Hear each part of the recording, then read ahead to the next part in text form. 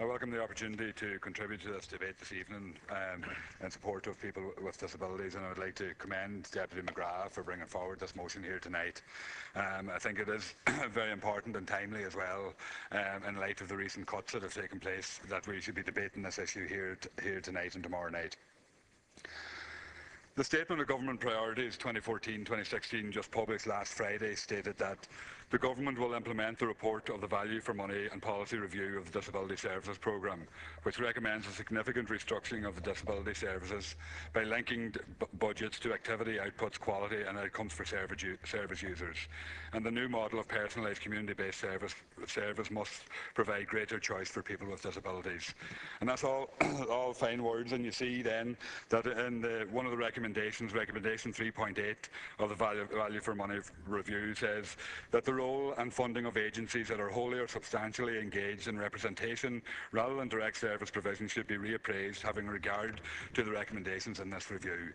So it certainly seems in this case that the Government has hit the ground running, because before this priorities were published, you had already cut the funding for 26 groups to save the whopping sum of €1.2 million.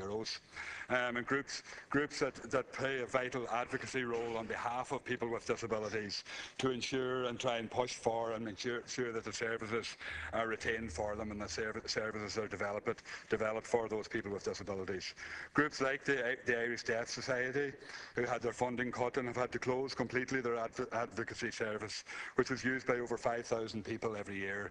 And that's the kind of impact that these cuts are taking place. Groups like the Neurological Alliance of Ireland, who will have to shut down their services in December unless they can source alternative funding, which is a group that represents over 700,000 Irish people with neurological conditions. And the Department of the Environment turned down their grant on the grounds that the people it represents do not constitute a disadvantaged group.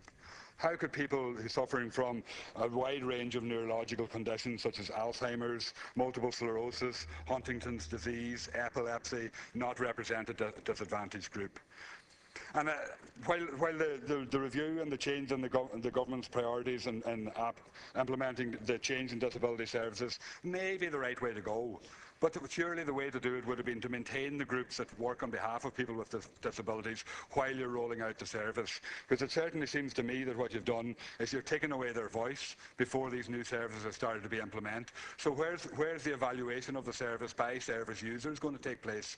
Where these groups could play a vitally important role in contributing to the rollout and the benefits that disability services might gain for their members and the people they represent by inputting into the changes that are taking place.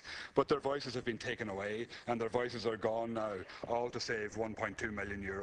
And I believe the Government should reinstate this funding for these groups. And yes, if you believe in this, if you put in place the proper services for people with disabilities, and you go with a person-centred role, as you say that you're going to do, then there'll be no need for these groups in the future, and you'll be able to wind down their funding while the rollout of the service takes place. But it smacks to me of getting the voices out of the way before you actually implement the service, and we'll be here, unfortunately, in a couple of years' time debating and wondering when this is actually going to be rolled out and how it's going to actually be rolled out in an effective manner that will actually help and benefit people with disabilities. The CSO published a survey on work and poverty in Ireland, and the study found that the risk of living in a jobless household is higher for people where the household has an adult with a disability. And over 1/3 of those living in jobless households were children, and nearly 1/5 were adults with a disability. These are the groups that are being targeted by the withdrawal of the funding for their organisations that advocate on their behalf and put forward the need for the proper services and the development of services on their behalf. And those are the groups that should be continued to be funded while you roll out this new disability service. And it's interesting as well when we see that the UN Convention on the Rights of People with Disabilities was adopted by the General Assembly in 2006, signed by Ireland in 2007, but yet we haven't ratified it and we haven't implemented it. That's 7 years down the road from there. So I think that shows the commitment of previous governments and this government in terms of people with disabilities and ensuring that they get the services that they deserve and the services that they need to ensure that they can live a reasonable life. Because people with disabilities and their families have to fight for every single service that they get. They have to fight for every every benefit that they get, and their lives, in my view, seem to be consumed by fighting the system. When are we going to get to a system that will recognise them as equal citizens and people who have an equal role to play in our society, and they get their services as of right? And it doesn't augur well to me when you see that the advocates on their behalf have had their funding withdrawn in advance of the rollout of this. Thank you.